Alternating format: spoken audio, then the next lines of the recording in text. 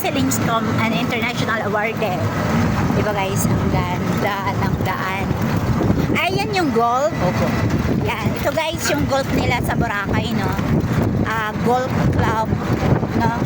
Dito rin sila malimit na lalaro ng mga foreigners guys, dahil karamihan dito foreigner ang pumupunta dito. Mas maraming foreigner guys dito sa Boracay, no? Marami kayong makikita talaga, as in I think na lahat halos dito pumupunta ay talagang foreigner, no?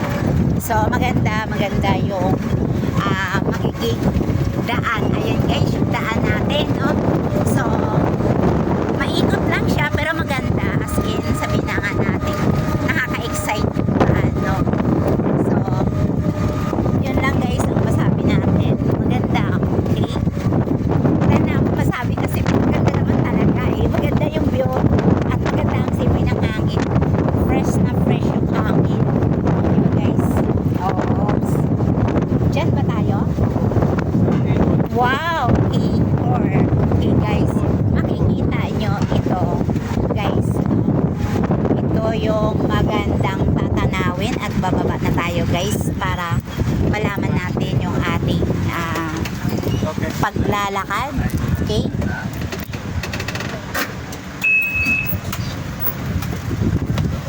Baba muna tayo guys at para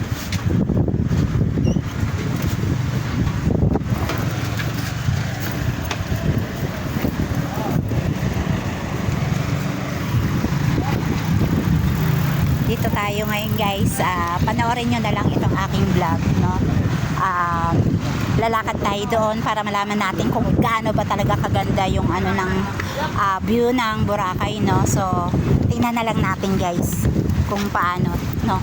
So yan siya guys. So tingnan nyo na lang ang ating seaford. Okay? So I think naman guys, as mainit siya, mainit pero as in maganda sana guys. Kukuha ng picture din sa bato, oh. As in maganda siya guys. Ayan, diba guys? Oh, see?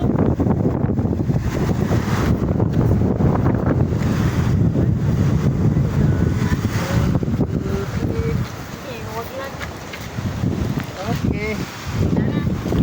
So guys, samahan nyo ako dito at dito na tayo magbablog. Sabihin na nga natin, I try uli na mag-live ako ngayon kung kaya ng aking data. Diba guys? So see you guys. Thank you so much again. Bye bye. Okay guys. Thank you so much guys, and thank you so much for you always supporting my video. Thank you guys.